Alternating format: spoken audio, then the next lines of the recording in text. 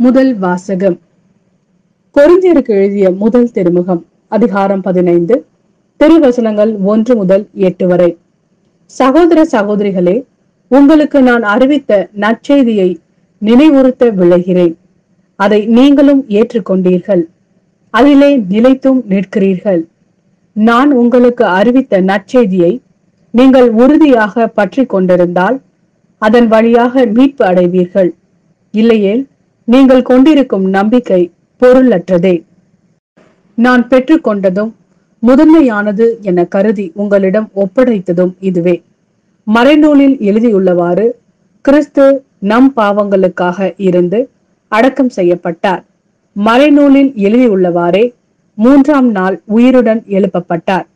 பின்னர் அவர் கேபாவுக்கும் அதன் பின் 12 தோன்றினார். பின்பு 500க்கும் மேற்பட்ட சகோதர சகோதரிகளுக்கு ஒரே நேரத்தில் தோன்றினார். அவர்களுள் பலர் இன்னமும் உயிரோடு இருக்கின்றனர், சிலர் இறந்து விட்டனர். பிறகு யாக்கோப்புக்கும் அதன் பின் திருத்தூதர் அனைவருக்கும் தோன்றினார். எல்லாருக்கும் கடைசியில் காலம் தப்பி பிறந்த குழந்தை போன்ற எனக்கும் தோன்றினார். இது ஆண்டவரின் அருள்வாக்கு. இறைவா, உமக்கு நன்றி. யோவான் எழுதிய நற்செய்தி, அதிகாரம் 14, திருவசனங்கள் 6 முதல் 14 வரை. இயேசு அவரிடம், வழியும் உண்மையும் வாழ்வும் நானே. என் வழியாய் அன்றி எவரும் தந்தையிடம் வருவதில்லை. நீங்கள் என்னை அறிந்திருந்தால் என் தந்தையையும் அறிந்திருப்பீர்கள். இது முதல் நீங்கள் தந்தையை அறிந்திருக்கிறீர்கள், அவரை கண்டும் இருக்கிறீர்கள் என்றார். அப்போது பிலிப்பு அவரிடம், ஆண்டவரே, தந்தையை எங்களுக்கு காட்டும், அதுவே போதும் என்றார். இயேசு அவரிடம் கூறியது, பிலிப்பே, இவ்வளவு காலம் நான் உங்களோடு இருந்தும் நீ என்னை அறிந்து கொள்ளவில்லையா? என்னை காண்பது தந்தையை காண்பதாகும். அப்படி இருக்க தந்தையை எங்களுக்கு காட்டும் என்று நீ எப்படி கேட்கலாம்?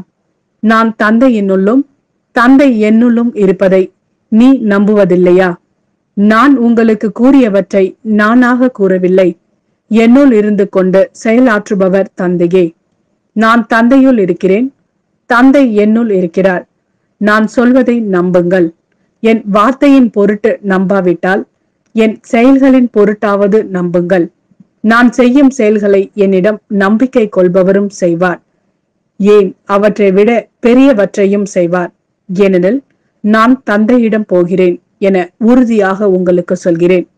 நீங்கள் என் பெயரால் கேட்பதையெல்லாம் நான் செய்வேன். இவ்வாறு தந்தை மகன் வழியாய் மாட்சி பெறுவார். நீங்கள் என் பெயரால் எதை கேட்டாலும் செய்வேன்.